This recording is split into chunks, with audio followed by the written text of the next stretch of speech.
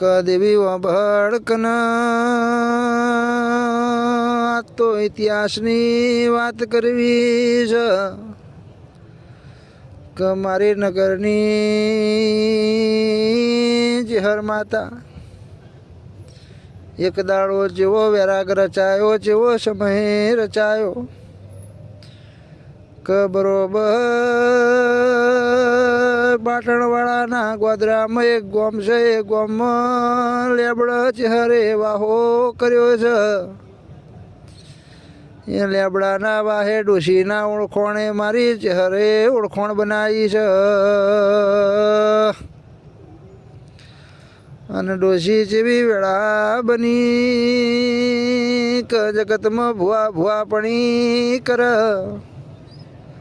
પણ ચેહર એવું બોલેતી કે ખતરી લખણો ભૂવો હોય કે ગમે એવા મૂછે લેબું ઠરતા હોય પણ આરી ડોશીને જબરી બનાવું. આ ડોશીએ ગોમ ગોમના જોવાનું ચાલુ કર્યું. દેવી વાબળજે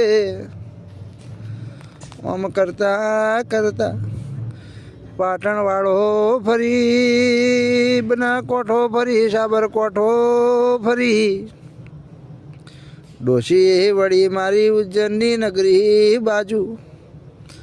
ઉજ્જૈનની નગરીમાં બે વાદી મળ્યા. એ વાદી આ ડોશીનો ચેવો સવાલ કરે છે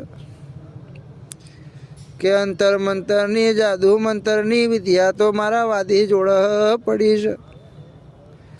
આ વાદીઓને લાલ ધોળીને કાળી ચણોઠીઓનો શોખ હતો ન દીરા. વાદી લેબડા ઉપર ચણોઠીનો ઘા કરે એટલે લેબડો ચણોઠી પડે ને લેબડો હુકાઈ જાય. પશુ પંખી ઉપર ઘા કરે એટલે પશુ પંખી મરી જાય. આવા વિદ્યાના ભણેલા ગણેલા વાદીઓ આયા ને આ ડોશી ચેહરના જેવો સવાલ કરે છે કે ચેહર ભાઈ મને વિદ્યા ફાવતી નહીં, મને અંતર મંતરની વિદ્યા આવડતી નહીં. તંદાળ મારી ચેહર જેવું બોલે છે કે ટેન્શન લે નહીં.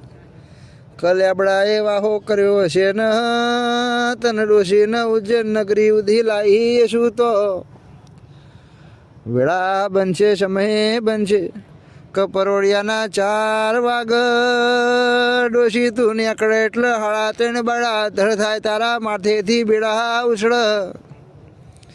આ વાદ્યોને કહેજે કે તારા માથે 3 બેડા છે, 3 બેડા 3:30 ધર ગજ ધર થાય તો મંજે કે હું નગરની ચેહરભાઈ માતા બનાવું. એ ડોશી તારે ટેન્શન લેવાની જરૂર નહીં, વિદ્યા તો મારી ચેહરના બાવાની જોલીમાં પડી છે.